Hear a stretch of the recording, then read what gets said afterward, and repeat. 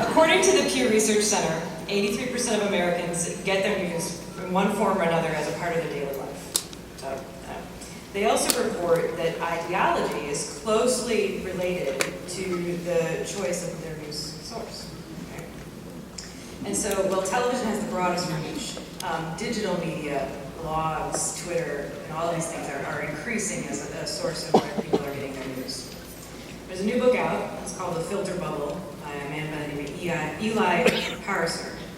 He talks about how the more people who get their news and content through digital sources allow people to personalize their feeds, the more that the stuff that really matters gets filtered out, and the public sphere falls out of view. It's like we get a chance to only hear the news that we want to hear and not hear everything. So you talk a lot about how, in the book, about how our public is not invested in our country at war. My question for you is, part of this problem systemic in the new way that we get our information? I think that the technological changes in access to information about the world do offer us that opportunity to sort of check out and just stay in our comfort zone. But they also offer us the opposite opportunity, which is that you can read real-time news from Mombasa every day. You can get as in-depth as you want into the arcane debates of pick your academic discipline, right? You can access, to the extent that our business model in media still allows for local reporters, you can access the best local reporting, the most in-depth and intricately connected and multimedia linked local reporting on some subject that you would never otherwise be able to access if you weren't physically in that place. And so it gives us the chance to be, to have more depth and to have more understanding of a diversity of sources. I mean, I read more conservative news now than I ever did before because I have easier access to it. And as a liberal who likes to live in liberal places, like, I wasn't going to stumble across Red State. Of course that is. Red State's a right-wing thing.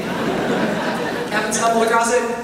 I'm not going to stumble across that stuff in my comfort zone, but I can just as easily get to Red State as I can get to, Madison.com, right? So it's, I feel like technology is not destiny in terms of how we access information. Certainly it gives us the opportunity to be responsible, but we don't have to be.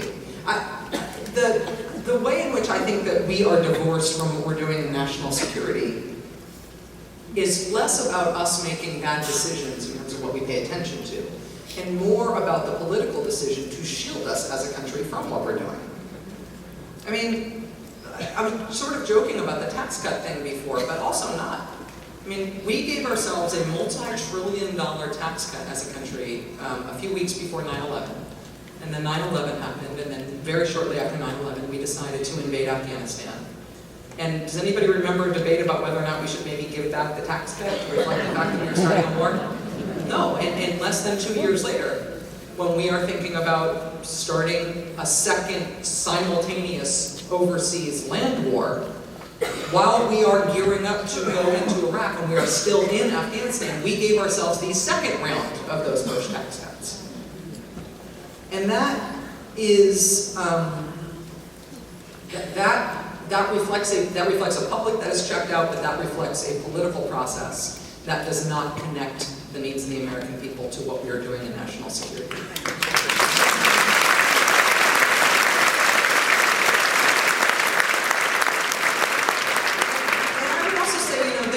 There is the emotional connection that we have to learning about casualties, not only learning about people being killed in our military engagements overseas. Casualties on the other side, casualties of innocent bystanders, casualties of civilians who live in the place where there is fighting going on now, casualties of our own soldiers. The emotional connection that we have to casualties, the extent to which we are shielded from that, is one thing that I actually think we've turned around a little bit on as a country. I mean, for a large part of the George W. Bush administration, they literally would not allow the media to take that's no longer the case. And I think that if any other president wanted to reestablish that rule, I think there would be an outcry, because I think we know that we should not be shielded from those things. So I don't think that we're wusses. I don't think that we want to, put our heads in the sand and not think about it. I think politicians sometimes put our heads in the sand so we won't think about it, because if we think about it, we're going to give them a piece of our mind. But that's our responsibility.